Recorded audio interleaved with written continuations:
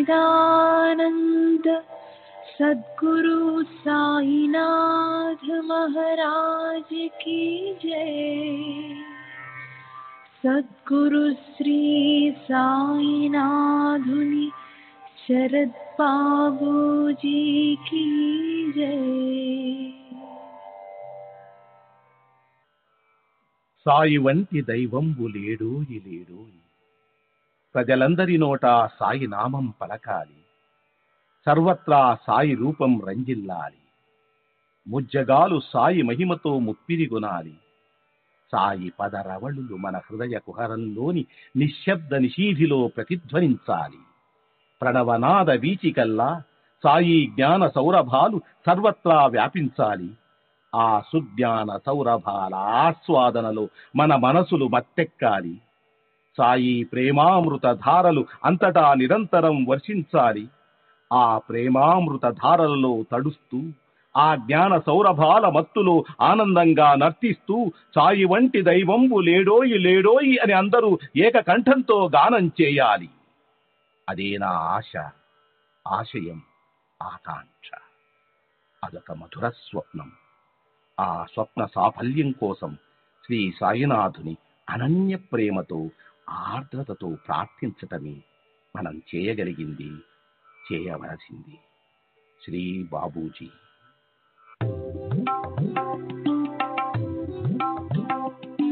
Sai Baba, Sai Baba, Sai Baba, Sai Baba.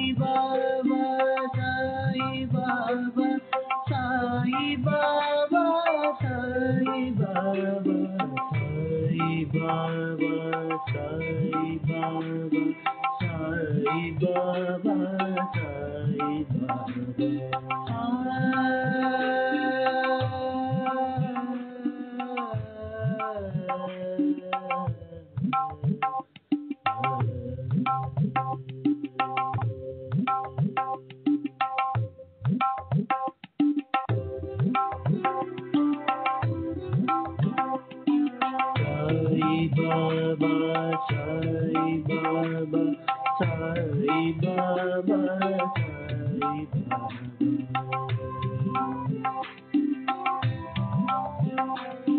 Sai Baba, Sai Baba, Sai Baba, Sai Baba.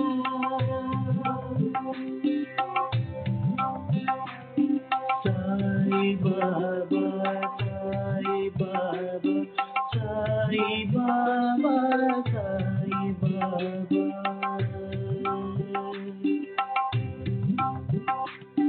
Sai Baba, Sai Baba, Sai Baba, Sai Baba.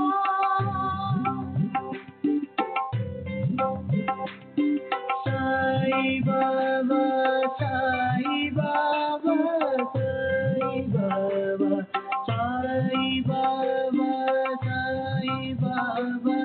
Sai Baba, Sai Baba, Sai Baba, Sai Baba, Sai Baba, Sai Baba.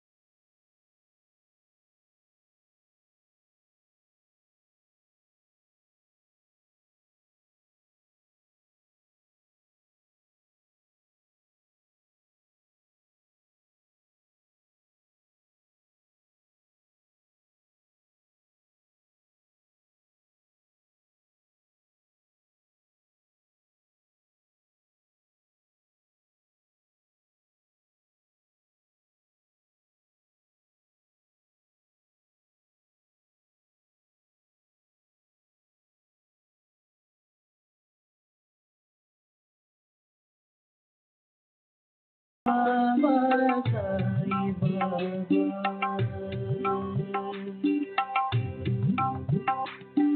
Sai Baba Sai Baba Sai Baba Sai Baba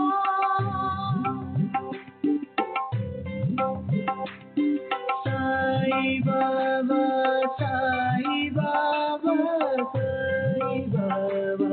Sai Baba Sai Baba Sai Baba Sai Baba Sai Baba Sai Baba Sai Baba Sai Baba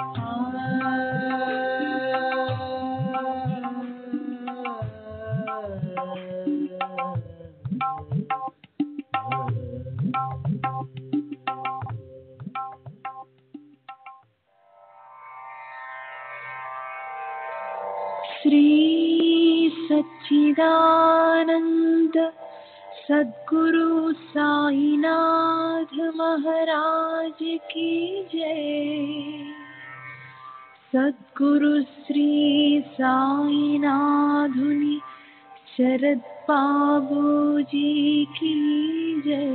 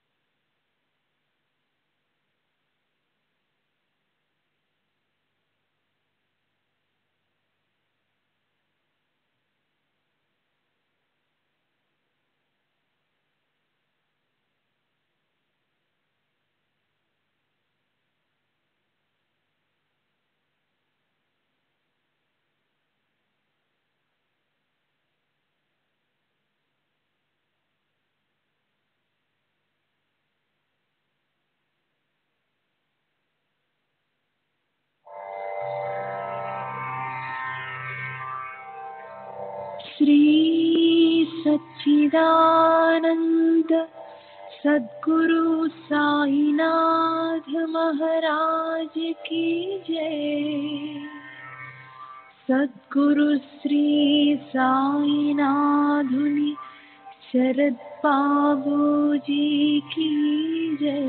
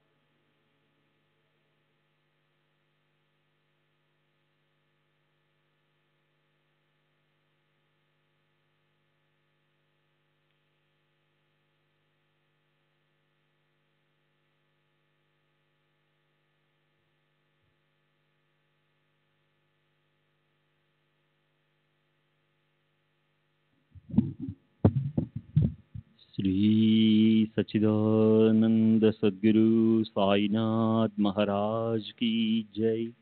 सद्गुरु श्री साईनाथ शरद बाबू जी की जय।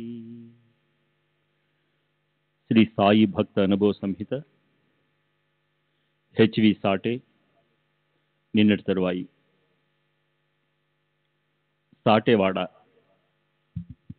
బాబాకు ఇష్టమైన వేపచెట్టు సమీపంలో గ్రామ సరిహద్దు గోడ ఉండేది. అది చాలా వరకు శిథిలమైంది. ఒకసారి బాబా నాతో ఆ గోడను పడగొట్టి నిర్మించు అన్నారు.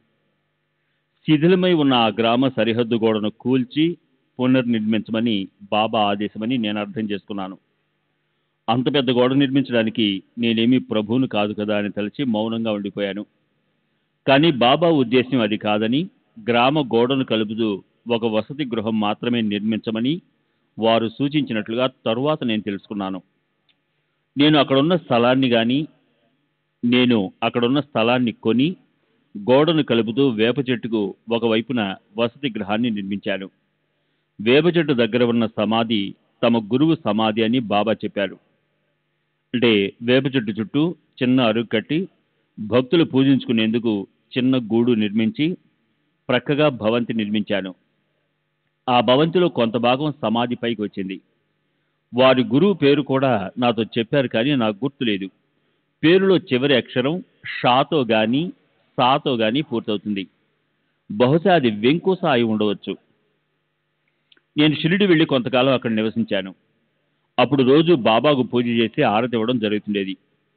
అయితే తరువాత కొన్ని రోజులకు గాని గురు పూర్ణిమ రోజున బాబాకు ప్రత్యేక పూజలు ఉత్సవంగా చేసుకోవడం మొదలవలేదు.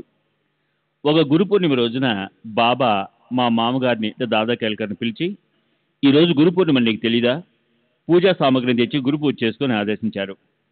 మేమందరం ఆ రోజు గురు పూజ చేసుకున్నాము. అప్పటి నుండి గురు పూర్ణిమ రోజున భక్తులందరూ బాబాను పూజించడం మొదలైంది. అది ఈనాటికి కొనసాగుతుంది. బాబా నన్నెప్పుడు హరిబా మొదలైన పేరుతో పిలిచేవారు కాదు. వారు ఎప్పుడూ నన్ను సాహెబ్ అని పిలిచేవారు. నేను మరికొందరు గ్రామస్తులు బాబా చెంత ఉండగా దేవుని తత్వం గురించి, సాధనా చతుష్టయం, వివేక వైరాగ్యాలు, సమాధి స్థితి, ముముక్షత్వం, బ్రహ్మము, సచ్చిదానందము మొదలైన వాటి గురించి బాబా సుదీర్ఘంగా ప్రసంగించినట్లు సంత కథామృత్ గ్రంథంలో వ్రాసి ఉంది. అది సత్య దూరం.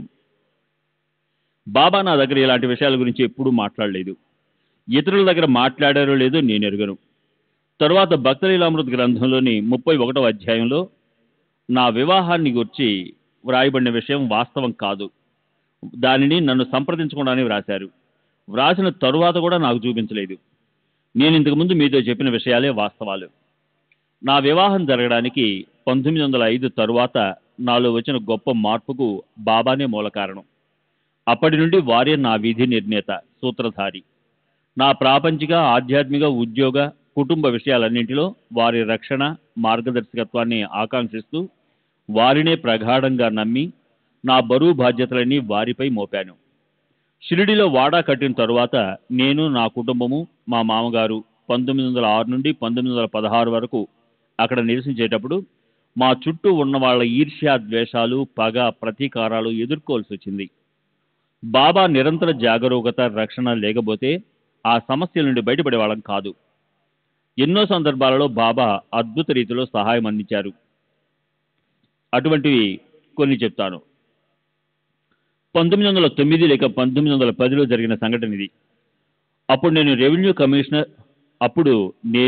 రెవెన్యూ కమిషనర్ శ్రీ కర్టీస్, జిల్లా కలెక్టరు ఒక కమిటీగా ఏర్పడున్నాం.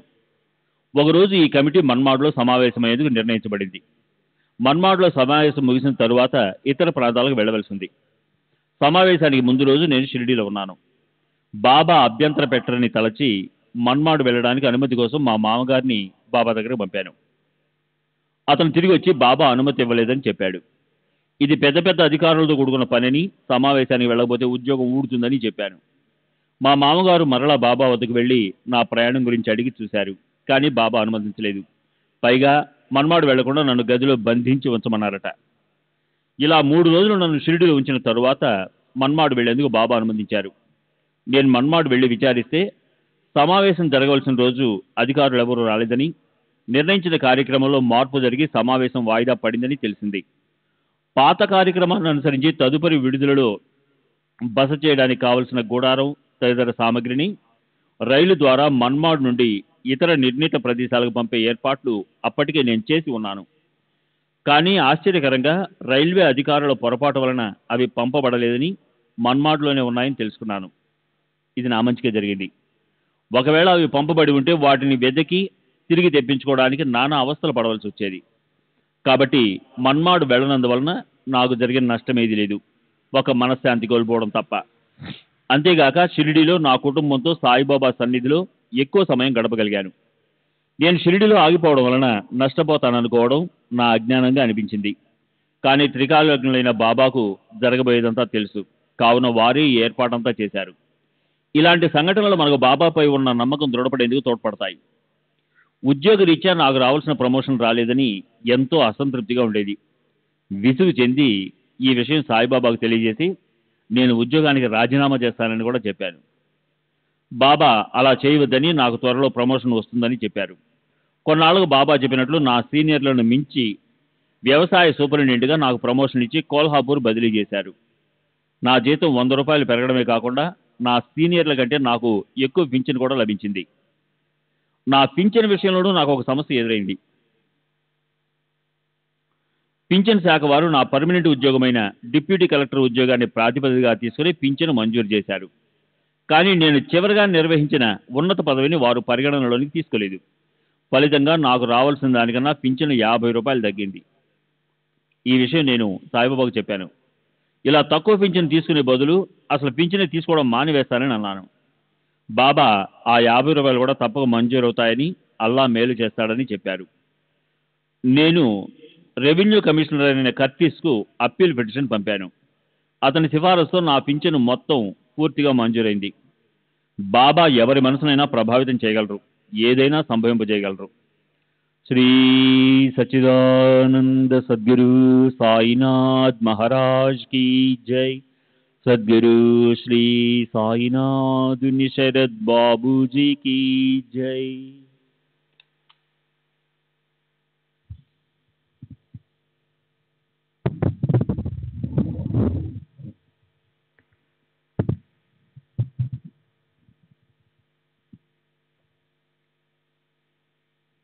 మేగుడు.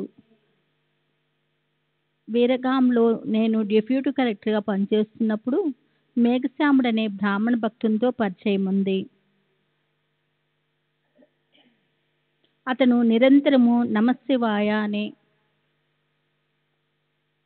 పంచాక్షరి మంత్రాన్ని జపిస్తూ ఉండేవాడు.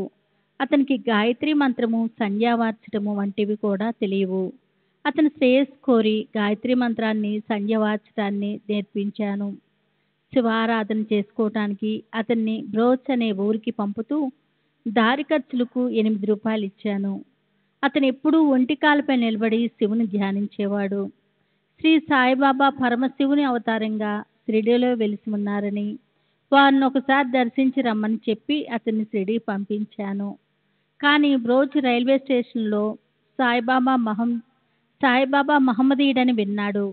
నిష్కపటి ఆచారపరుడు అయిన అతను ఒక ముసల్మాన్కు నమస్కరించాలన్న ఆలోచనతోనే తీవ్రంగా కలత చెంది తనను షిరిడీకి పంపవద్దని నన్ను వేడుకున్నాడు. కానీ నేను మేగునికి నచ్చజెప్పి అతన్ని సాయిబాబాకు పరిచయం చేయమని మా మామగారికి జాబు వ్రాసి అతనికి ఇచ్చి షిరిడీ పంపాను. అతను షిరిడీకి వెళ్ళి మసీదులోనికి అడిగేడు సమయంలో సాయిబాబా అతన్ని చూస్తూనే, ఈ దుష్టుణ్ణి తరిమివేయండి అని మసీదులోనికి రానివ్వలేదు. అంతేకాకుండా అటువంటి మూర్ఖుణ్ణి తమ వద్దకు పంపానని నా మీద కూడా బాబా కోపడ్డారట. మేగుడు నిరాశపడి త్రయంబాకు వెళ్ళి అక్కడ గంగాద్వార్లో 1.5 సంవత్సరం పాటు శివుని పూజిస్తూ గడిపాడు. తిరిగి షిరిడీ వెళ్ళాడు. ఈసారి మా మామగారి ప్రేమంతో అతనికి మసీదులోనికి ప్రవేశించేందుకు, షిరిడీలో ఉండేందుకు అనుమతి లభించింది. బాబా వాచా బోధించకపోయినా క్రమేణా మేగుని అంతరంగంలో పరివర్తన తెచ్చారు. ఆ మార్పు అతనికి ఎంతో లబ్ధి చేకూరింది. మేగుడు నిరంతరం బాబాను సేవిస్తూ బాబాకు మధ్యాహ్నం, సాయంత్రం హారతలు క్రమం తప్పకుండా నిర్వహించేవాడు. 1912లో మేగుడు చనిపోయినప్పుడు బాబా తమ చేతులతో అతని మృతదేహాన్ని స్పృశించి, ఇతను నా నిజమైన భక్తుడు అన్నారు. అంతేకాక అంత్యక్రియలైన తర్వాత తమ ఖర్చుతో బ్రాహ్మణులందరికీ భోజనాలు ఏర్పాటు చేయమని ఆదేశించారు. బాబూసాహెబ్ దీక్షిత్ బాబా ఆజ్ఞను నెరవేర్చాడు. షిరిడీ విడిచుట. బాబా రాజలాంఛనాలతో వైభవంగా మసీదు నుండి చావుడికి వెళుతున్నప్పుడు నేను బాబా దర్బార్ యొక్క రాజదండాన్ని అంటే చిహ్నాన్ని పట్టుకొని బాబా ముందు నడిచేవాడిని. అంతటి విశిష్టమైన సేవ నాకు లభించిందని చాలామంది నాపై అసూయగా ఉండేది. వాళ్ళు మరికొందరు గ్రామస్తులు కలిసి నానావల్ని నాపై ఉసిగొల్పి నన్ను బాధించి అవమానించడం ద్వారా షిరిడీ నుండి తరిమివేయాలని కుట్రబన్నారు. ఒకసారి చావుడి ఉత్సవంలో నేను బాబా దర్బారు రాజదండాన్ని పట్టుకొని బాబా ముందు నడుస్తున్నాను. ఇంతలో హఠాత్తుగా నానావలి నా మీద పడి ఒక గాజు పెంకుతో నా మెడ వెనుక గాయపరిచాడు. ఆత్మరక్షణార్థం నేను అతన్ని రోడ్డు ప్రక్కనే పడి ఉన్న ఒక కట్టెల మోపుపై త్రోసి కదలకుండా అదిమి పట్టాను. అది చూసి బాబా, సాహెబ్ అలా చెయ్యొద్దు అని కేక వేశారు. తర్వాత షిరిడీలో గాలి నాకు ప్రతికూలంగా ఉందని గ్రహించి చాలా జాగ్రత్తగా మెలగటం మొదలెట్టాను. ఒకరోజు బాబాకు నైవేద్యం తీసుకొని మసీదుకి బయలుదేరబోతున్నాను. ఇంతలో మా మామగారు అంటే దాదా కేల్కరు పరుగు పరుగున వచ్చి నన్ను మసీదుకి వెళ్ళవద్దని, అక్కడ మసీదు ద్వారం బయట నానావళ్ నన్ను చంపటానికి ఒక గొడ్డలి చేత పట్టుకొని నిలబడి ఉన్నాడని చెప్పాడు. అంతే, నేను బాబా వద్ద సెలవు కూడా తీసుకోకుండా అట్నుండి అటు షిరిడీని శాశ్వతంగా వదిలిపెట్టి వెళ్ళిపోయాను.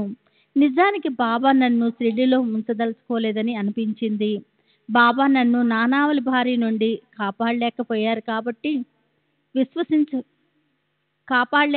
కాబట్టి బాబాను విశ్వసించవద్దని నాకు చాలా మంది చెప్పారు.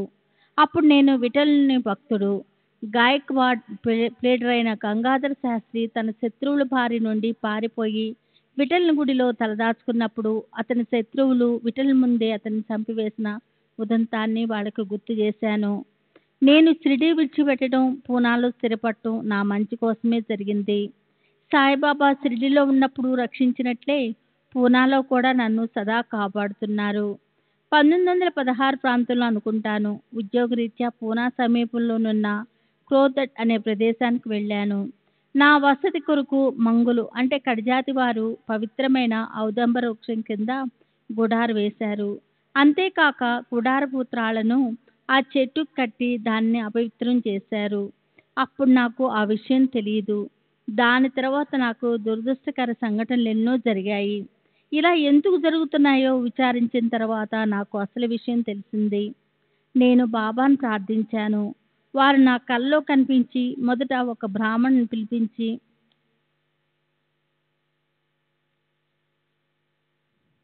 ఆ చెట్టు శుద్ధి చేసేందుకు పూజలు జరిపించమన్నారు. తర్వాత ఆ చెట్టు మొదట్లో దత్తుని పాదకులు ప్రతిష్ఠించమని చెప్పారు. నేను వారు చెప్పినట్లుగా చేశాను. అక్కడ ఒక పూజారిని నియమించి నిత్యము 2 సార్లు పాదుకలను పూజించే ఏర్పాట్లు కూడా చేశాను. 28/8/1936 తేదీన కొనసాగిన సంభాషణలు. నా స్వభావం గురించి చెబుతూ బాబా సాహెబ్ కల్లా కపటం లేని మనిషి అన్నారు. అందువల్ల వారు నన్నెప్పుడూ కొట్టలేదు, తిట్టలేదు. కానీ బాబా ఇతర భక్తులను కొట్టేవారు, తిట్టేవారు. ఒకసారి మాత్రం నన్ను కొడతానని బెదిరించారు. దీనికి కారణం నేను చేసిన పొరపాటే. మా మామగారికి నాకు ఏవో మనస్పర్ధలు ఉన్నందువల్ల నేను షిరిడీలో వేరుగా ఉండసాగాను. నా బస్సులో ధనుర్మాస వేడుకలను జరిపించదలిచి అందరినీ ఆహ్వానించాను. మా మామగారిని మాత్రం ఆహ్వానించలేదు. నేను బాబాను ఆహ్వానించడానికి మసీద్కి వెళ్ళినప్పుడు నన్ను చూడగానే ఆ కర్రని ఇలా తీసుకురా అని ఒక భక్తుడిని ఆదేశించారు. నేను మౌనంగా నిలబడిపోయాను. వెంటనే బాబా మనస్థితి మారింది. సరేలే, నేను వస్తాను అన్నారు. ఆ రోజు వారి కోపానికి మరొక కారణం కూడా ఉంది. ఆ ఉదయం నేను ఒక మార్వాడికి సంబంధించిన తగాదాల్లో అనవసరంగా తలదూర్చాను. ఇది కూడా బాబాకు నచ్చి ఉండదు. నేను ఒకసారి బాబా చేతిలో దెబ్బలు తినని వాడిని నేనొక్కడినే అని గొప్పగా చెప్పుకున్నాను. ఇది విని మాధవరావు దేశపాండే నా ముందే బాబాను అందుకు కారణం అడిగాడు. బాబా అతన్ని నేనెందుకు కొట్టాలి, అతన్ని కొట్టడానికి అతని మామ ఉన్నాడు కదా అన్నారు. మా మామగారు ప్రత్యక్షంగా కొట్టకపోయినా నన్ను తరచూ డబ్బులు అడుగుతూ వేధిస్తుంటారని, అది కొట్టడంతో సమానమని బాబా అభిప్రాయము. బాబా నన్ను ఆడంబరాలకు, గర్వానికి, చెడు పనులకు దూరంగా ఉంచి నా ఆధ్యాత్మిక ఉన్నతికి సహాయపడేవారు. కొన్ని ఉదాహరణలు చెప్తాను. సాడేవాడ శంకుస్థాపన కార్యక్రమము ఒక పౌర్ణమి రోజు జరిగింది. ఆ రోజు జరుగుతున్నట్లు నాకెవరూ తెలియపరచలేదు. పౌర్ణమి ముందు రోజు నేను వేరే షిరిడీ బయలుదేరాము. మా ప్రయాణం గురించి ఎవరికీ చెప్పలేదు. మేము ఆ రోజు సాయంత్రానికి కోపర్గాం చేరాము. రాత్రిపూట్ల బాబాను దర్శించడం కష్టమవుతుందని ఆ రాత్రికి కోపర్గాంలో ఉండి ఉదయమే షిరిడీ వెళదామని చెప్పి వేరే నన్ను ఒప్పించాడు. మేము ఉదయమే లేచి షిరిడీకి వెళ్ళాము. మేము వెళ్ళే సమయానికి బాబా లెండి నుండి వస్తూ కనిపించారు. వారి దర్శనం కోసం 80-90 మంది జనం పోగై ఉన్నారు. మేము వెళ్ళి సాష్టాంగ ప్రణామం చేశాము. బాబా, నీవు సరైన సమయానికే వచ్చావు. వాడా శంకుస్థాపన కార్యక్రమం జరపాలి అన్నారు. నేను శంకుస్థాపన కార్యక్రమం ఆడంబరంగా జరుగుతుందని ఆశపడ్డాను. నేను వెంటనే పార తీసుకొని త్రవ్వటానికి ఉపక్రమించాను. ఇది చూసి బాబా, నువ్వు అక్కడికి ఎందుకు వెళ్ళటం? అవన్నీ మనకెందుకు? అవన్నీ తాపీ మేస్త్రీలు పనివాళ్ళు చూసుకుంటారు అని నన్ను ఆపేశారు. దాంతో పద్ధతి ప్రకారం జరగాల్సిన విధంగా శంకుస్థాపన కార్యక్రమం జరగలేదు. తర్వాత మా మామగారు నేను పౌర్ణమి రోజు వస్తున్నట్లు తనకు ముందు రోజే తెలుసునని, అందుకే ఆ రోజు శంకుస్థాపన కార్యక్రమం తలపెట్టానని చెప్పాడు. నేను వస్తున్నట్లు అతనికి ఎలా తెలిసిందని అడిగినప్పుడు, ముందు రోజు బాబా, సాహెబ్ రేపు వస్తున్నాడు, ఈ విషయం నాకు చాకలి చెప్పింది. సాహెబ్ యొక్క గుడారాన్ని ఆమెకు ఉతకటానికి వేశారట అన్నారని చెప్పాడు. నేను గుడారం పంపలేదు. నేను వస్తున్నట్లు చాకలికి కబురు చేయలేదు. ముందు రోజు రాత్రి బేరే నన్ను కోపరగాంలో ఆపేయటం మంచిదే అయింది. మా మామగారు తండ్రి వైపు బంధువులు ఎవరో చనిపోయారు. అతనికి దశదిన కర్మ కృతువులు ఆ రోజు జరిపించారు. ఇల్లంతా మైలుపడి రోదనతో గందరగోళంగా ఉంది. మేము వచ్చి ఉంటే మాకు మడి వండి వడ్డించేందుకు కూడా ఎవరూ లేరని తెలిసింది. బాబా తమ బిడ్డల చర్యలను వాళ్ళు ఎంత దూరానున్నా జాగరూకతతో గమనిస్తుంటారు. ఒకసారి నేను కోపావేశానికి లోను కాకుండా, ఎటువంటి క్రూర చర్యలకు పాల్పడకుండా బాబా కాపాడారు. మా మామగారు షిరిడీ సమీపంలో 20 ఎకరాల భూమిని కొనమని నాకు సలహా ఇచ్చాడు. నేను ఆయనకి 1200 రూపాయలు పంపాను. దానితో ఆ 20 ఎకరాల భూమిని కొన్నాడు. ఒకరోజు నేను షిరిడీలో ఉన్నప్పుడు ఆ భూమిని చూడాలనే కోరిక కలిగింది. కానీ మా మామగారు ఏవేవో సాకులు చెప్తూ వాయిదా వేస్తూ వచ్చారు. తన సోదరుని కుమారుడు బాబు చనిపోవడంతో బాబు భార్య వాళ్లతోనే ఉంది. ఆమెకు ఈ పొలం విషయము తెలిస్తే దానిలో భాగం అడుగుతుందని అతని భయము. కానీ నేను ఆ భూమిని చూడాలనే పట్టు విడవలేదు. ఒకరోజు భూమిని చూడాలని నిర్ణయించుకొని తాత్యా దగ్గర నుండి బండిని తెప్పించాను. నా భార్య మొదట వస్తానని చెప్పింది. కానీ చివరి నిమిషంలో తన తండ్రి గారి మాటలకు తల ఒగ్గి రానని చెప్పింది. నేను కోపావేశంతో రెచ్చిపోయి బండివాని నుండి కొరడా లాక్కొని చెప్పిన మాట విననందుకు ఆమెను కొట్టబోయాను. హఠాత్తుగా మేగుడు పరిగెత్తుకుంటూ వాడాకు వచ్చి, బాబా నన్ను వెంటనే మసీదుకి రమ్మంటున్నారని చెప్పాడు. నేను బాబా దగ్గరికి వెళ్ళాను. నేను మసీద్కి వెళ్ళగానే బాబా నన్ను చూసి, ఏంటి విషయం, ఏం జరిగింది అని అడిగారు. అంతేకాదు, నా భార్య మరియు మామగారు ఎందుకు అలా చేయాల్సి వచ్చిందో నాకు అర్థమయ్యేలా, నీ పొలం అక్కడే ఉంటుంది, దాన్ని చూడవలసిన అవసరం ఏముంది అని మందలించారు. నా అనవసర కోపానికి, తొందరపాటుకు సిగ్గుపడి తిరిగి వచ్చాను. నా ప్రవర్తనను, శ్రేయస్సును బాబా గమనిస్తూనే ఉండేవారు. శ్రీ సచిదానంద సద్గురు సాయినాథ్ మహారాజ్ కి జై.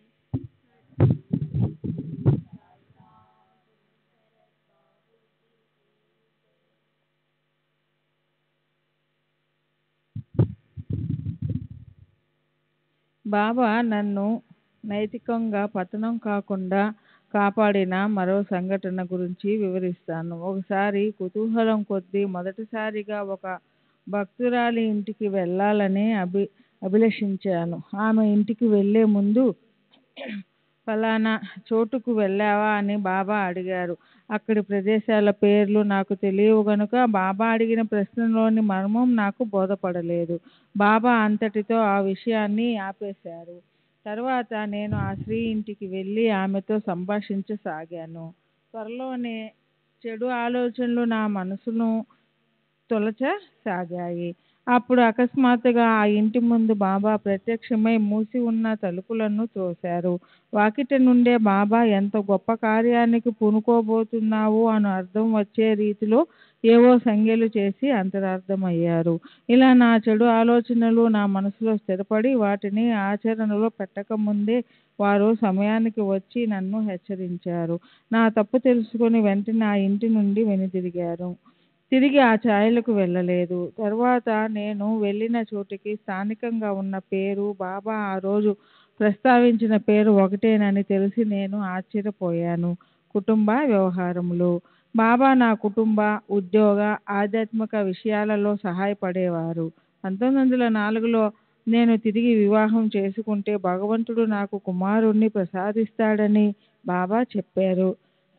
1905లో దాదా కేల్కర్ కుమార్తెను నాకు భార్యగా ఎంపిక చేశారు.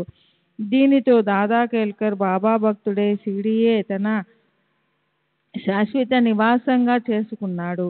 తర్వాత 1908లో బాబా ఆదేశానుసారం నేను షిరిడీలో వాడాను నిర్మించాను. వాడా కేవలం బాబా దగ్గరికి వచ్చే భక్తుల వసతి కోసం నిర్మించినప్పటికీ మా మామగారు, అత్తగారు, నా భార్య అప్పుడప్పుడు నేను అక్కడ నివసించేవాళ్ళం. ఈ వాడా నిర్మించక ముందు గౌరవప్రదమైన యాత్రికుల వసతి కోసం చావడి మాత్రమే ఉండేది. వాడా శంకుస్థాపన ఎలా జరిగిందో మీకు ముందే వివరించాను. వాడాను నిర్మించేందుకు గోడలు కొంతవరకు లేపాము. వాటి ఎత్తు పెంచడానికి వేప చెట్టు. తొలి రోజుల్లో బాబా ఈ చెట్టు కింద కూర్చొని సాధన చేసుకున్నారు. కొమ్మలు అడ్డుపడ్డాయి. వాటిని నరికి వేయందే నిర్మాణం సాగదు. పవిత్రమైన ఆ చెట్టు కొమ్మలు నరికేందుకు ధైర్యం చాలక బాబా దగ్గరికి వెళ్ళాం. బాబా సమస్యను విని నిర్మాణానికి అడ్డొచ్చిన మేరకు కొమ్మలు నరికేయండి, మన గర్భంలో అడ్డం తిరిగిన బిడ్డను సైతం కోసి తీయవలసిందే కదా అన్నారు. బాబా ఆజ్ఞ అయిన తర్వాత కూడా పవిత్రమైన చెట్టు కొమ్మలు నరకడానికి భయపడి పనివారెవరూ ముందుకు రాలేదు. తర్వాత బాబానే వచ్చి ఆ అడ్డొచ్చిన కొమ్మలను నరికివేశారు. తర్వాత నిర్మాణం పూర్తయింది. ఆ తర్వాత వేప చెట్టు చుట్టూ అరుగు, పైకి వెళ్లేందుకు మెట్లు, బాబా గురువు యొక్క సమాధిపై గూడు కట్టబడ్డాయి. దానికైన ఖర్చు బాబా నన్ను భరించమన్నారు.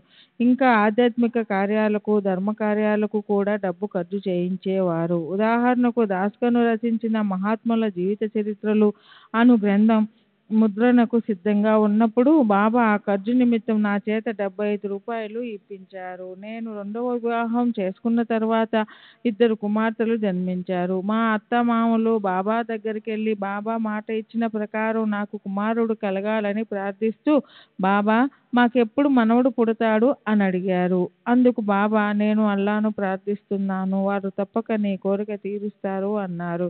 1-2 సంవత్సరాల తర్వాత 1913లో నాకు కుమారుడు జన్మించాడు. బాబా కృప వలన వాడు సంపూర్ణ ఆరోగ్యంతో ఉన్నాడు. వాడే ఈ వయసులో నాకు ఆసరా. నా భార్య మామగారితో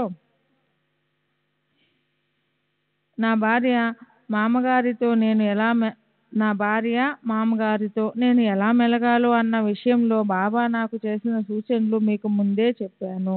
నా కుటుంబ వ్యవహారంలో బాబా ఎంత శ్రద్ధ కనపరిచేవారో తెలియజేసే మరో సంఘటన వివరిస్తాను. నేను రిటైర్డ్ అయిన తర్వాత నా ఆర్థిక పరిస్థితులు క్షీణించసాగాయి. అలాంటి ఒక సమయంలో నా భార్య నగ ఒకటి అమ్మాను. అప్పుడు ఆ తెలివి తక్కువ సాహెబ్ నా కూతురు నగ ఎందుకు అమ్మాడని బాబా మా మామగారితో అన్నారట.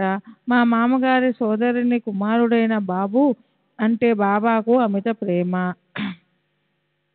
బాబు నా అసిస్టెంట్ లిమాయో వద్ద ఉద్యోగం చేస్తూ ఉండేవాడు. అతడికి ఉద్యోగంపై ఆసక్తి లేదు. ఉద్యోగాన్ని నిర్లక్ష్యం చేసి షిరిడీ వెళ్ళి బాబా సేవ చేసుకుంటూ గడిపేవాడు.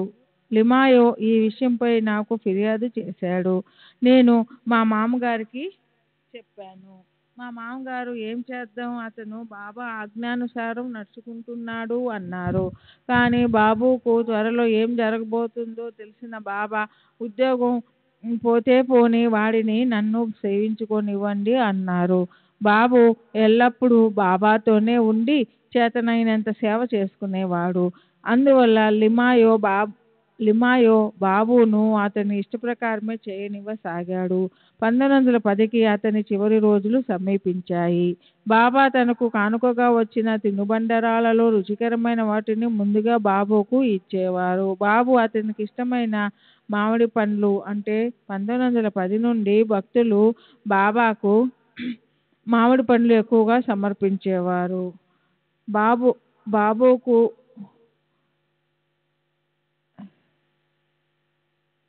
బాబుకు ఇచ్చేవారు. బాబు అతనికి ఇష్టమైన మామిడి పండ్లు ఎక్కువగా తింటూ ఉండేవాడు. బాబా మా మామగారిని బాబు ఆరోగ్యం జాగ్రత్త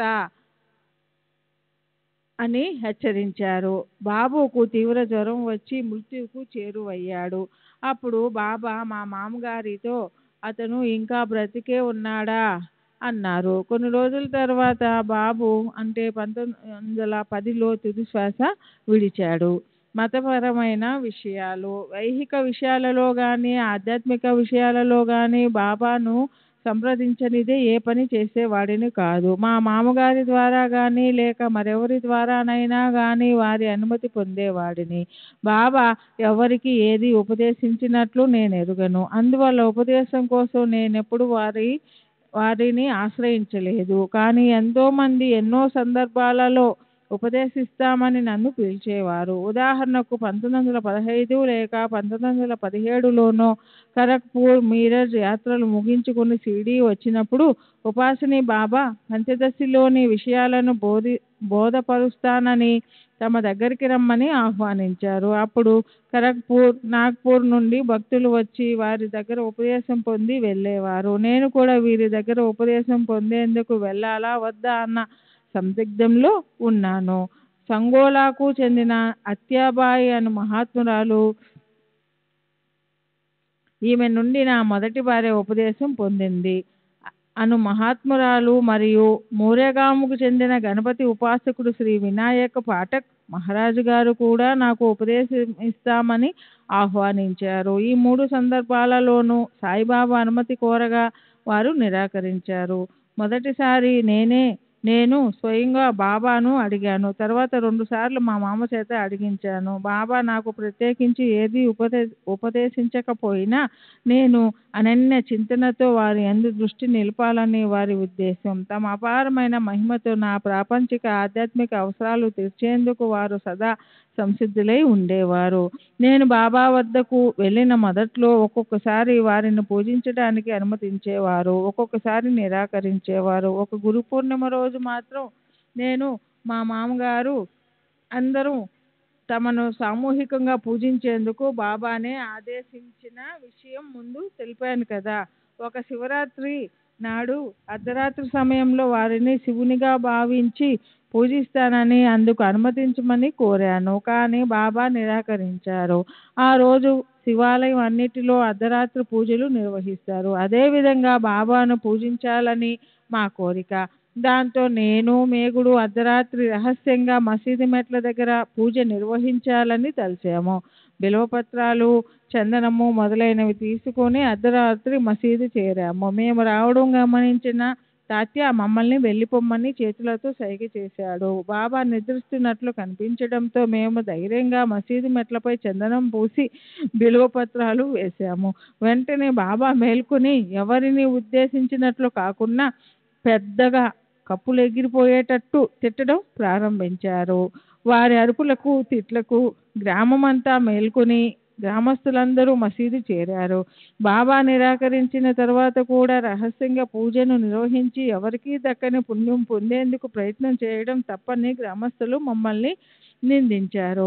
బాబా నన్ను ఎవరి నుండి ఉపదేశం పొందనవసరం లేదని చెప్పారు. కానీ నేను సాధు సత్పురుషులను గౌరవించి ఆదరించాలని మాత్రం అభిలషించేవారు. అంతేకాదు ఒక సత్పురుషుడు స్వయంగా మా ఇంటికి వచ్చేలా బాబా చేశారు. దోపేశ్వరకు చెందిన కాకా మహారాజు గొప్ప సిద్ధపురుషుడు. వారు 25 సంవత్సరాల క్రితం పూనా వచ్చి దేవులే అనే వారింట్లో బస చేశారు. భక్తులందరూ వారిని దర్శించి తమ ఇంటికి వచ్చి ఆతిథ్యం స్వీకరించమని కోరారు. నేను కూడా ఉదయమే కాకా మహారాజును దర్శించి వారిని మా ఇంటికి ఆహ్వానించాను. వారు రాలేమని చెప్పారు. ఆ మధ్యాహ్నం నేను ఆఫీసులో ఉండగా కాకా మహారాజు మా ఇంటికి వస్తారన్న కబురందుకొని ఆశ్చర్యపోయాను. నేను వెంటనే వారికి టాంగా పంపి ఇంటికి వెళ్ళాను. కాసేపటికి మహారాజు వచ్చారు. ఉదయం రాలేనని చెప్పారు కదా, ఇంతలోనే మనసు మార్చుకోవడానికి కారణం ఏమిటని వారిని అడిగాను.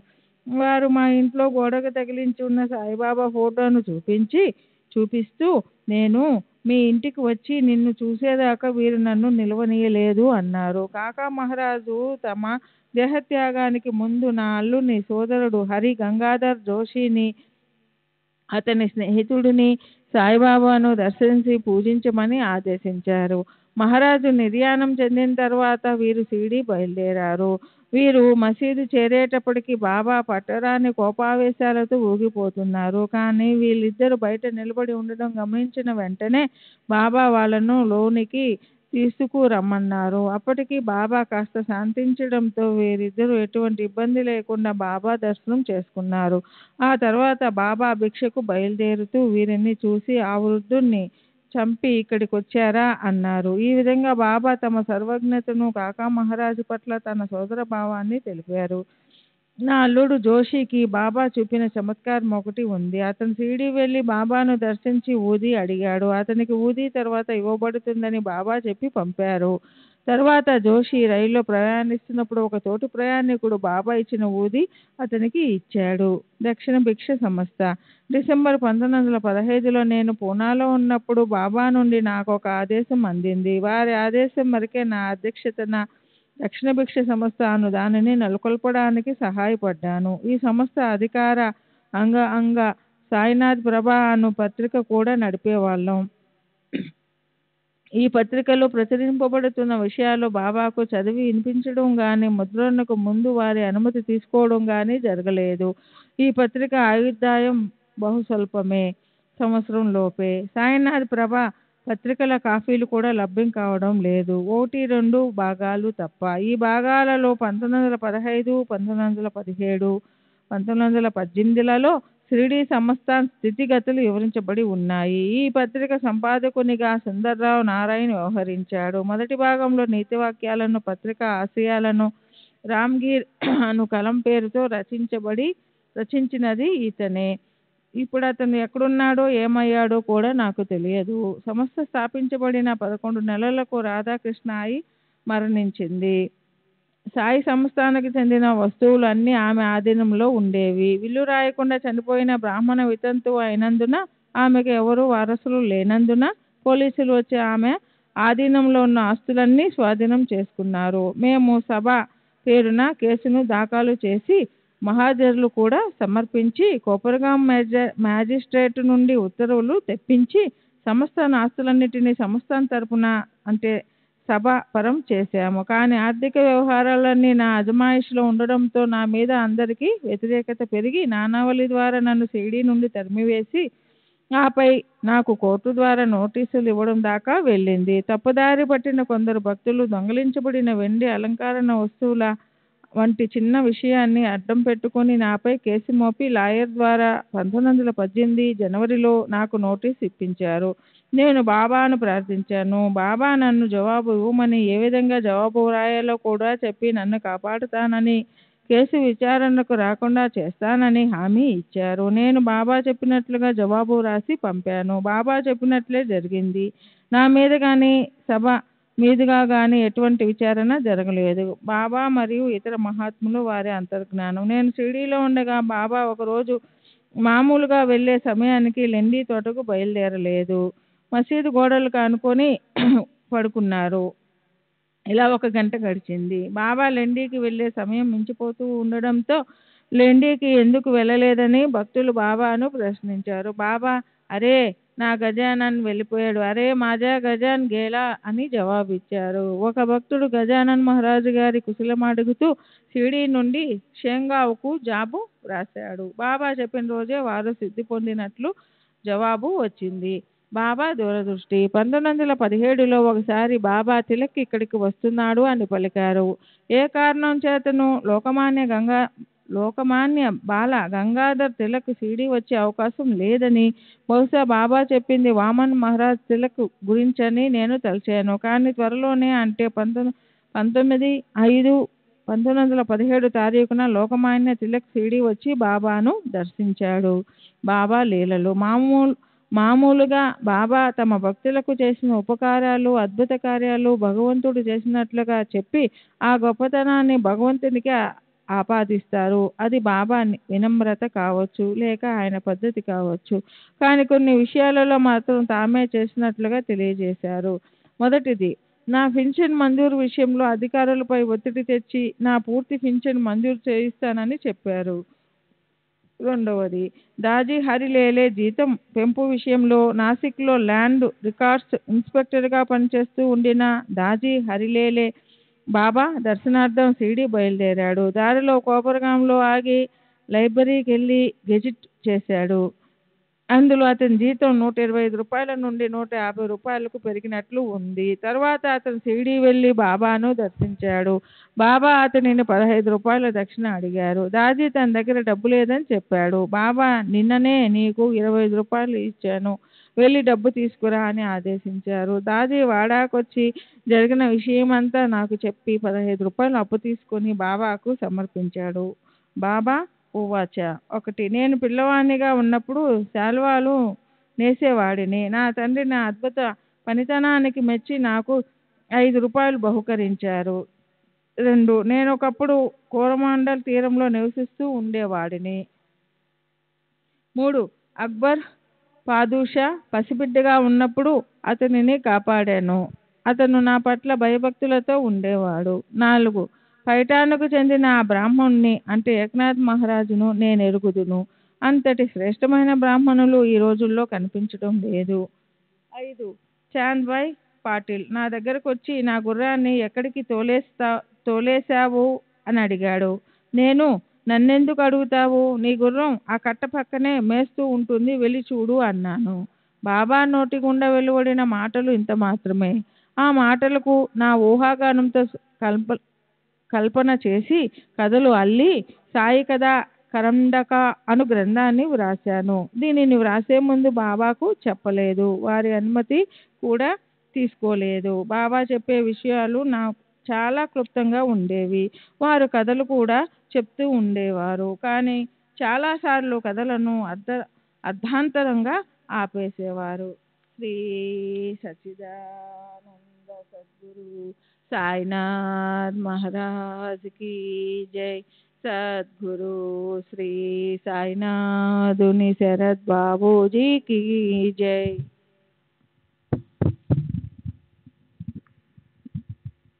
జూన్ 1936 పూనా. దాసగను మహారాజ్ ఉరఫ్ గణపతిరావు దత్తాత్రేయ సహస్రబుద్ధే. కీర్తనాకారుడు. వయస్సు సుమారు 78 సంవత్సరములు. బ్రాహ్మణుడు. నాందేడ్, నిజాం రాష్ట్రం. శ్రీ సాయిబాబా నాకు చాలా కాలంగా తెలుసు. నేను రచించిన భక్తి సారామృత్లో 26, 65, 66, 67 అధ్యాయాలు, భక్తలీలామృత్లో 31, 32, 33 అధ్యాయాలు, సంత్ కథామృత్లో 57వ అధ్యాయంలో బాబాను గురించి పేర్కొని ఉన్నాను. భక్త లీలామృత్లోని 31వ అధ్యాయము, సంత్ కథామృత్లోని 57వ అధ్యాయము రెండూ బాబా భౌతికంగా ఉన్నప్పుడే ప్రచురితమయ్యాయి. బాబా తమ గతానికి సంబంధించిన కొన్ని వాస్తవాలను స్వయంగా వెల్లడించారు. అవి చాలా స్వల్పమే. దానికి తోడు నేను వారితో గడిపిన సమయం నామమాత్రమే. నేను బాబాను అరుదుగా దర్శిస్తూ ఉండేవాడిని. షిరిడీలో ఉన్నప్పుడు బాబా నన్ను మసీదులో ఎక్కువ సమయం ఉండనిచ్చేవారు కాదు. విఠల్ మందిరానికి పంపేవారు. అక్కడ మహాత్ముల జీవిత చరిత్రలు రచిస్తూనో, విష్ణు సహస్రనామం పఠిస్తూనో గడిపేవాడిని. నేను బాబాను గురించి వ్రాసే ముందు వారి గురించి కొన్ని పరిశోధనలు జరిపాను. కొన్ని వాస్తవాలు నా స్వీయ పరిశీలనతో వ్రాసినవి. పోలీసు శాఖలో హవల్దారుగా పనిచేసినందున నాకు ఈ పరిశోధన సులభంగా సాగింది. నాకు సాహిత్యం పట్ల, నాటక కళ పట్ల మక్కువ ఉండేది. అందువలన నేను వీధి నాటకాలలో పాల్గొనేవాడిని. అంతేగాక సాహిత్యంలో కూడా ప్రవేశం ఉండడంతో లావణి మొదలైన ఛందస్సులను ఉపయోగించి ఆశువుగా పద్యాలు చెప్పగలిగేవాడిని. నేను పోలీసు శాఖలో పనిచేస్తున్నప్పుడు నానాసాహెబ్ చాందోర్కర్ డిప్యూటీ కలెక్టరుగా పనిచేస్తూ ఉండేవాడు. అతను నన్ను బాబా దగ్గరకు తీసుకెళ్ళాడు. బాబా నన్ను చూసిన వెంటనే నా భవిష్యత్తు చదివి, నా కాలక్షేపపు కార్యక్రమాలను, ఉద్యోగాన్ని మాన్పించి ఆధ్యాత్మిక పథంలో నన్ను నడిపించాలని సంకల్పించారు. నా ముందే నానాసాహెబ్తో, ఇతనికి తమాషాలన్నా, ఉద్యోగమన్నా అమిత మక్కువ, వాటన్నిటినీ ఇతడు విడిచిపెట్టాలి అన్నారు. అదే విషయం నాతో కూడా చెప్పారు. కానీ అవంటే నాకిష్టం. క్రమేణా తమాషాలలో పాల్గొనడం మానివేశాను. ఇక ఉద్యోగ విషయానికి వస్తే ఉద్యోగం వదిలిపెట్టే ఆలోచన మాత్రం నాకు లేదు. నన్ను ఉద్యోగం మానేయమని బాబా సలహా ఇచ్చిన ప్రతిసారి చూస్తాను అనేవాడిని. దాంతో బాబా నాకు కొరత వేస్తే గాని ఉద్యోగం మాననని అన్నారు. అలా సుమారు 10 సంవత్సరాల పాటు బాబా ప్రత్యక్షంగా పరోక్షంగా నన్ను ఉద్యోగం వదిలివేయమని పదే పదే చెప్పారు. ఇక బాబా నన్ను ఎన్నోసార్లు శిక్ష, అవమానం, మరణం నుండి కూడా కాపాడి చివరకు 1903లో నా అంతట నేనే ఉద్యోగాన్ని త్యజించే పరిస్థితులు కల్పించి ఉద్యోగానికి ఏ విధంగా రాజీనామా చేయించారో అన్న వివరాలను తర్వాత వెల్లడిస్తాను. ఒక విచారణలో భాగంగా బాబా ఇచ్చిన సాక్షి వాగ్మూలాన్ని బట్టి వారి పూర్వాపరాలను గూర్చిన కొన్ని వివరాలు వెలుగులోకి వచ్చిన వైనాన్ని వర్ణిస్తాను. నగలు దొంగిలించినట్లుగా ఒక వ్యక్తిపై ధూలే తహసీల్దార్ మెజిస్ట్రేటు కోర్టులో నేరం మోపబడింది. ఆ వ్యక్తి తనకు ఆ నగలు షిరిడీలో ఉన్న సాయిబాబా ఇచ్చారని, అందుకు వారే సాక్ష్యమని చెప్పాడు. దాంతో సాయిబాబాను కోర్టుకు హాజరు కావలసినదిగా కోర్టువారు సమన్లు జారీ చేశారు. బాబా ఆ సమన్లు పుచ్చుకోవడానికి నిరాకరిస్తూ వాటిని ధునిలో వేశారు. కానీ బాబాకు సమన్లు అందజేసినట్లు రిపోర్టులు పంపబడింది. సమన్లు పంపినా రానందువల్ల సాక్ష్యం ఇచ్చేందుకు కోర్టులో బాబాను హాజరు పరచమని వారెంటు జారీ చేయబడింది. ఈ వారెంటు తీసుకొని కోపర్గాంకు చెందిన గణపతి రామ్జీ అను హెడ్ కానిస్టేబుల్ మసీదుకు వచ్చాడు. బాబాను అరెస్టు చేయడానికి అతనికి ధైర్యం లేదు. అందువల్ల వారెంటులోని విషయాలు బాబాకు చెప్పి తనతో కోర్టుకు రమ్మని అభ్యర్థించాడు. కానీ బాబా తిరస్కరించారు. పైగా కోపంతో ఆ వారెంటును చెత్తకుప్పలో వేయమన్నారు. అతనికి ఏం చేయాలో తోచలేదు. నేనప్పుడు మసీదులో ఉన్నాను. ఈ విషయం బాబా భక్తుడైన నానాసాహెబ్ చందోర్కర్కు తెలియజేయమని అతనికి సలహా ఇచ్చాను. చాందోర్కర్ అప్పుడు అహ్మద్నగర్లో డిప్యూటీ కలెక్టర్గా పనిచేస్తున్నాడు. అతను చాందోర్కర్ను సంప్రదించాడు. కోర్టుకు వెళ్లడం బాబాకు, భక్తులకు ఇష్టం లేకపోతే ఒక విన్నపం తయారు చేయించి అందులో భక్తులందరి చేత సంతకాలు పెట్టించి కోర్టుకు సమర్పించమని చెప్పాడు. భక్తులు ఆ విధంగానే చేశారు. ఆ మహజరులో శ్రీ సాయిబాబా సాధారణ వ్యక్తి కాదని, అసంఖ్యాక భక్తులచే దైవంగా పూజింపబడుతున్న సత్పురుషులని, వారి విషయంలో సామాన్య కోర్టు పద్ధతులు అనుసరణీయం కాదని, ఆ తరువాత తలెత్తే పర్యవసానాల దృష్ట్యా అలా చేయడం భావ్యం కాదని, వారి సాక్ష్యం కావాలంటే ఒక కమిషనర్ను షిరిడీ పంపి విచారించవచ్చని భక్తులు పేర్కొన్నారు. అప్పుడు ధూలే కోర్టు వారు నానా జోషి అనే ఫస్ట్ క్లాస్ మెజిస్ట్రేట్ను కమిషనరుగా, అసిస్టెంట్ కలెక్టర్గా బాబా సాక్ష్యం నమోదు చేసేందుకు షిరిడీ పంపారు. అతను షిరిడీ రావడానికి 3 గంటల ముందు బాబా కుర్చీలు, బల్లలు తెప్పించి మసీదును చిన్న కోర్టుగా రూపొందించారు. కమిషనరు మసీదుకు వచ్చి విచారణ ప్రారంభించాడు. ఈ విచారణ అసాధారణమైనది. ఆ విచారణ సారాంశమిది. కమిషనర్: మీ పేరేమిటి? బాబా: నన్ను అందరూ సాయిబాబా అంటారు. కమిషనర్: మీ తండ్రి పేరు? బాబా: సాయిబాబానే. కమిషనర్: మీ గురువుగారి పేరు? బాబా: వెంకూసా. కమిషనర్: మీ మతము? బాబా: కబీరు. కమిషనర్: మీ కులము? బాబా: దైవము పర్వర్దిగార్. కమిషనర్: మీ వయస్సు? బాబా: లక్షల సంవత్సరాలు. కమిషనర్: ప్రమాణపూర్వకంగా మీరు చెప్పబోయేదంతా నిజమేనా? బాబా: నిజమే. కమిషనర్: నిందితుడు మీకు తెలుసా? బాబా: తెలుసు, నాకు అందరూ తెలుసు. కమిషనర్: నిందితుడు మీ భక్తున్నని, మీతో కలిసి ఉంటున్నానని చెబుతున్నాడు, నిజమేనా? బాబా: నిజమే, నేను అందరితో కలిసే ఉంటాను, అందరూ నావారే. కమిషనర్: అతను చెప్తున్నట్లు నగలు అతనికి మీరు ఇచ్చారా? బాబా: అవును, నేనే ఇచ్చాను. అయినా ఎవరు ఎవరికి ఇచ్చేది? కమిషనర్: మీరు అతనికి నగలు ఇచ్చినట్లయితే ఆ నగలు మీకు ఎక్కడివి? బాబా: సర్వము నాదే. కమిషనర్: బాబా దొంగతనమనే నేరం అతనిపై మోపబడింది. అతడేమో ఆ నగలు మీరిచ్చినట్లు చెబుతున్నారు. బాబా: ఏమిటిదంతా?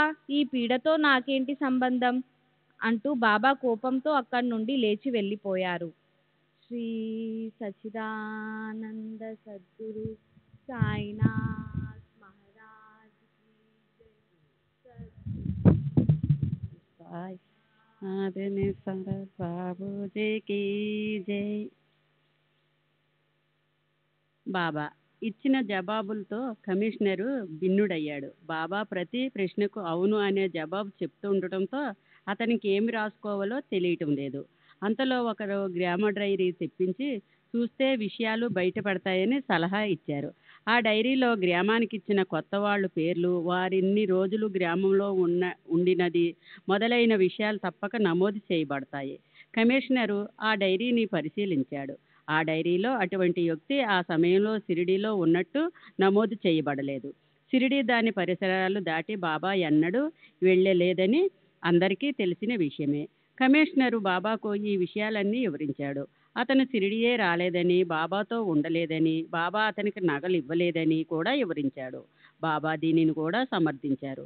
ధూళే కోర్టు వారు బాబాను సంతకం గాని వేలుముద్ర గాని కోరలేదు.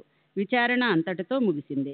కమిషనరు తన విచారణ ఫలితాలు కోర్టుకు సమర్పించాడు. కోర్టు నిందితుడిని దొంగగా నిర్ధారించి జైలు శిక్ష విధించింది. బాబా వయసును ఎవరు నిర్ధారించలేరు. అలాగే వారు కులమతాలు, తల్లిదండ్రులు వివరాలు కూడా అంత సులభంగా నిర్ణయించలేము. 40 సంవత్సరాల క్రితం నేను షిరిడీకి చెందిన సాళుబాయ్ సేకళ్ అనే ఆమెను కలిశాను. అప్పుడు ఆమె వయసు 65 లేక 70 సంవత్సరాలు ఉంటాయి.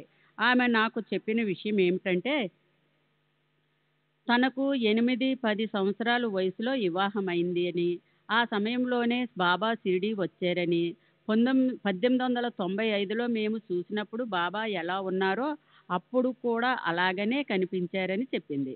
అంటే 45-50 ఏళ్ళు వారిలా సాయిబాబా అనే మరో ముసలావిడే బాబా బాలునిగా షిరిడీ వచ్చారని చెప్పింది. ఈ వివరాలను బట్టి మహాసమాధి నాటికి బాబా వయసు 100 సంవత్సరాలు పైబడి ఉండవచ్చు. బాబాను వారి వయసు పూర్వ వివరాలను గురించి అడిగే సాహసం ఎవరికి ఉంది? అందుకే నిర్ధారణంగా ఏదీ చెప్పలేము. బాబా అప్పుడప్పుడు తమ గత కాలపు జ్ఞాపకాలు చెబుతూ ఉండేవారు. తమ గురువు ఎంకుసా అని, వారి కృప వల్లనే తాము స్థితికి చేరుకున్నామని ఎన్నోసార్లు చెప్పారు. భక్త లీలామృతము 31వ అధ్యాయము బాబాకు సంబంధించిన ఎన్నో విషయాలు నిగూఢంగానే ఉండిపోయాయి. వారి అద్భుత లీలలను కొన్ని నేను స్వయంగా చూశాను, మరికొన్ని ఇతరుల ద్వారా విన్నాను. బాబా నీటిని నూనెగా మార్చి ఒక రాత్రంతా నీటితో దీపాలు వెలిగించిన లీలను చూసిన ఎంతోమంది గ్రామస్తులు నాకు ఆ విషయం చెప్పారు. ఆ రోజు బాబాకు నూనె పోయడానికి నిరాకరించిన వారిలో ప్రేమ్చంద్ మార్వాడి ఒకరు. సన్నని గుడ్డపీలికల సహాయంతో మసీదు పైకప్పును వేలాడదీయబడిన చెక్క పలక మీద బాబా నిద్రించడం నేను స్వయంగా చూశాను. నేలపై నుండి 8 అడుగుల ఎత్తులో పైకప్పుకు 1.5 మూరల క్రిందగా వేలాడుతున్న ఆ బల్లపైకి బాబా ఎలా ఎక్కేవారో అన్నది ఆశ్చర్యంగా ఉండేది. పలక 4 మూలల 4 దీపాలు వెలుగుతూ ఉండేవి. అంత ఎత్తులోనున్న కొయ్య పలక మీదకి బాబా ఎలా ఎక్కుతున్నారో, ఎలా దిగుతున్నారో చూడాలని, ఆ చెక్క బల్ల బాబా బరువుని ఎలా మోస్తుందో తెలుసుకోవాలని మసీదులో జనం కాపు కాసేవారు. కానీ ఎవరూ తెలుసుకోలేకపోయారు. భక్త లీలామృతములోనే 121, 141 పేరాలలో పాన్సేకు సంబంధించిన వివరాలు ఆయనే నాకు స్వయంగా వివరించారు. భక్త లీలామృతంలోనే 31, 32, 33 అధ్యాయాలు మసీదులో బాబా ముందు పారాయణం చేయడం జరిగింది. నానాసాహెబ్ చంద్రోకరు ఆ పుస్తకాన్ని బాబా చేతికిచ్చేవారు. మంచిది అన్నారు. ముస్లింలు రోజుకి 5 సార్లు నమాజ్ చేయడం రివాజు. కానీ బాబా 5 సార్లు కాదు కదా, ఒక్కసారి కూడా నమాజ్ చేసేవారు కాదు. పత్యాను ముస్లిం ప్రార్థన కూడా అక్కడున్న భక్తులచే చెప్పించేవారు. ఒక్కొక్కసారి వారు కూడా పత్య వల్లించేవారు. ఖురానాలోని శ్లోకాలను కూడా అప్పుడప్పుడు ఉచ్చరిస్తూ ఉండేవారు. బాబా నానాకు చేసిన కొన్ని ఉపదేశాలు నానాసాహెబ్ నాకు చెప్పాడు. వాటిని నా సొంత పాండిత్యంతో వివరించి విశదపరిచి ఆ రూపంలో పెట్టాను. కానీ దాని మూలం మాత్రం నానాసాహెబ్ ఇచ్చాడు. బాబా ఎన్నోసార్లు నా ముందు అదైవత్వ సిద్ధాంతాన్ని గురించి మాట్లాడేవారు. నేను దేవుణ్ణి, నేను దేవుడువు, నీవు దేవుడువు, అందరూ దేవుళ్ళే అని బాబా ఎన్నోసార్లు పలికేవారు. వారికి తెలియనిది ఏమీ లేదు. బాబా చర్యలు స్పష్టంగా అర్థమయ్యేవే కావు, అవి నిగూఢంగా ఉండేవి. ఉదాహరణకు వాలింబ మాస్టర్ కోపర్గ్రామ్ స్టేషన్ మాస్టర్గా పనిచేస్తూ ఉండేవాడు. అతనికి బాబాపై నమ్మకం లేదు. అందువల్ల నాతో మరియు ఇతరులతో బాబా పిచ్చివాడు, ఎందుకు మీరు అతన్ని గొప్పవాడిని చేస్తారు అని అంటూ ఉండేవాడు. నేను అతన్ని ఎలాగో ఒప్పించి బాబా దర్శనానికి షిరిడీకి తీసుకెళ్లాను. మేము మసీదు చేరేసరికి బాబా కుండలన్నిటినీ కడిగి బోర్లించి పెడుతున్నారు. వాలింబియ మాస్టారు బాబాను ఏమిటి ఇదంతా అని అడిగాడు. బాబా, నా దగ్గరికి వచ్చే ప్రతి కుండ భక్తులు ఇలా తలకిందులుగానే వస్తుంది అన్నారు. బోర్లించిన కుండలు దేన్ని స్వీకరించలేవు కదా, అలాగే తమ దగ్గరకు వచ్చే భక్తులు తాము అనుగ్రహించే దానిని గ్రహించలేని స్థితిలోనే వస్తారని దీని అంతరార్థం.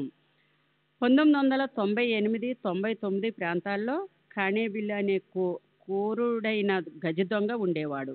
అతను బ్రిటిష్ మరియు స్వదేశీ సంస్థానాలకు చెందిన బీడా అహ్మద్నగర్ జిల్లాలో దొంగతనాలు చేస్తూ ఉండేవాడు. 3 సంవత్సరాల నుండి అతడి కొరకు పోలీస్ శాఖ గాలిస్తుంది, కానీ అతడిని పట్టుకోలేకపోయింది. నేనప్పుడు పోలీస్ శాఖలో పావలాదారును మాత్రమే, కానీ నాకు మరో 3 ప్రత్యేక గూఢచారి బాధ్యతలు అప్పచెప్పి కానిబిల్లు కదలికలు పసిగట్టి తెలపమన్నారు.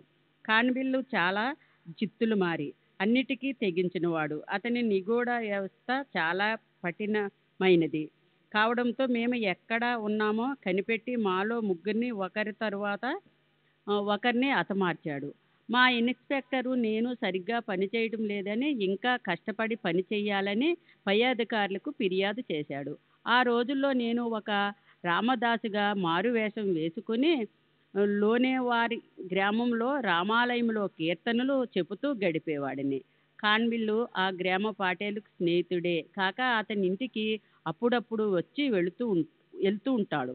కాన్విల్ నా పేరు, నవంబరు 7/27 నేను ఏ స్టేషన్లో పనిచేస్తున్నది మొదలైన వివరాలన్నీ తెలుసుకుని ఒకరోజు నన్ను కాల్చి చంపేందుకు వచ్చాడు. నా ప్రాణాలు కాపాడమని నేను శ్రీరాముని శరణు వేడాను. కాన్విల్లు నన్ను గమనిస్తూనే ఉన్నానని హెచ్చరించి వెళ్ళిపోయాడు.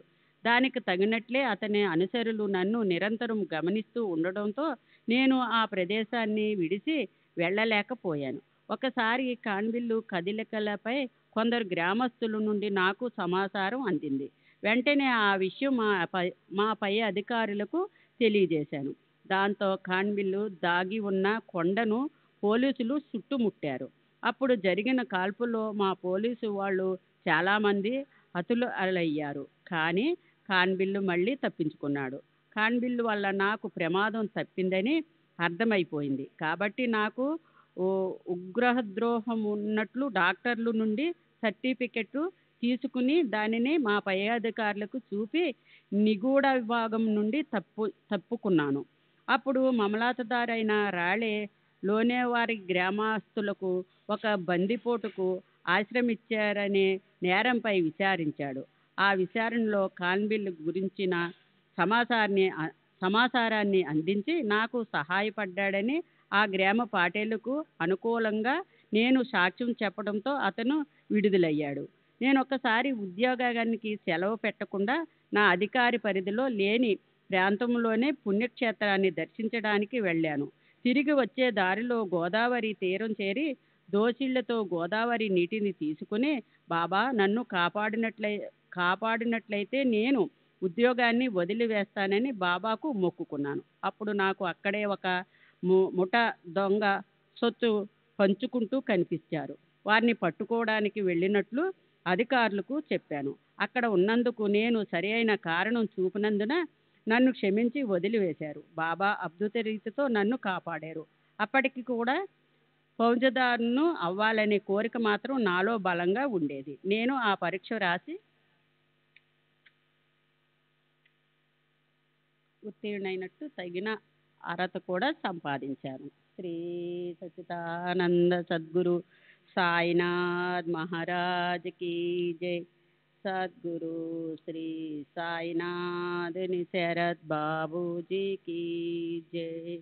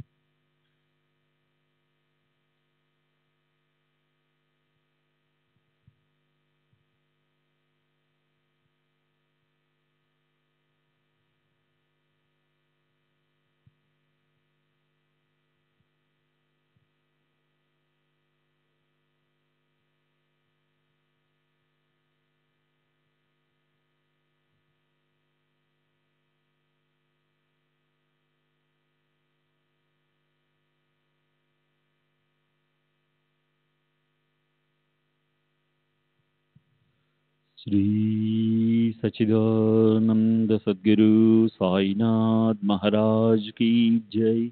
सद्गुरु श्री साईनाथ शरद बाबूजी की जय. साई रहम नजर करना, बच्चों का पालन करना.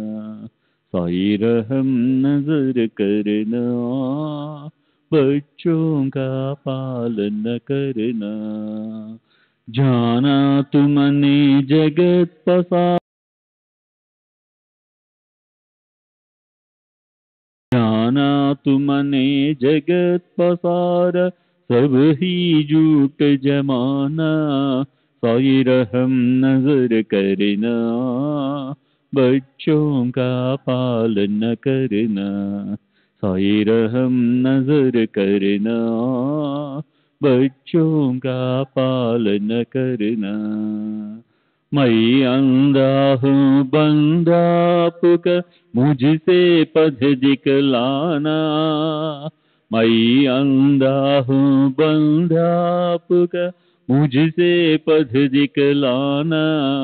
साई रहम नजर करना, बच्चों का पालन करना. साई रहम नजर करना, बच्चों का पालन करना. दासगणों कहे अब क्या बोलूं, थक गई मेरी रसना. दासगणों कहे अब क्या बोलूं, थक गई मेरी रसना. साई रहम नजर करना, बच्चों का पालन करना. साई रहम नजर करना, बच्चों का पालन करना. रहमो नजर करो अब मोरे साई, तुम दीना नहीं मुझे माँ बाप माई. रहमो नजर करो मैं अंधा हूँ बंदा तुम्हारा, मैं अंधा हूँ बंदा तुम्हारा, मैं ना जानू, मैं ना जानू, मैं ना जानू, अल्लाह इलाही रहमो नजरू करो, रहमो नजरू करो, अबू मोरे साई, तुम बिना नहीं मुझे माँ बाप भाई, रहमो नजरू करो, काली जमाना मैंने गमाया, काली जमाना मैंने गमाया, साथी आखिर का, साथी आखिर का, साथी आखिर का, तुम बिना कोई, रहमो नजरू करो, रहमो नजरू करो, अबू मोरे साई, तुम बिना नहीं मुझे माँ बाप भाई, रहमो नजरू करो, अपने मस्जिद का झाड़ू गणो है, अपने मस्जिद का झाड़ू गणो है, मालिक हमारे,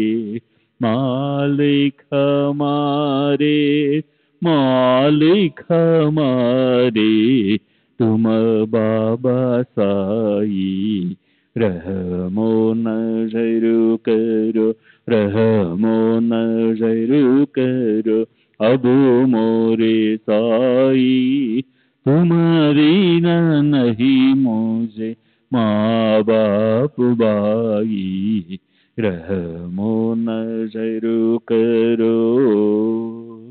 श्री सच्चिदानंद सद्गुरु साईनाथ महाराज की जय। सद्गुरु श्री साईनाथ निशरद बाबू जी की जय।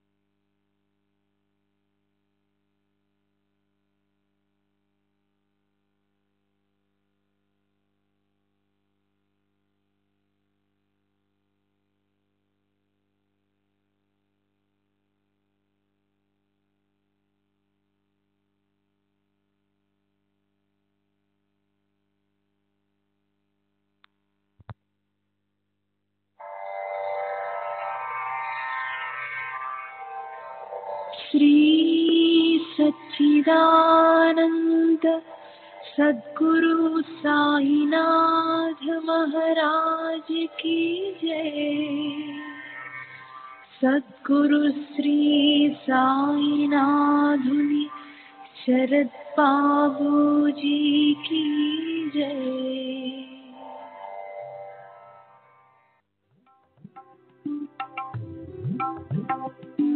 साई बाबा, साई बाबा, साई बाबा, Baba,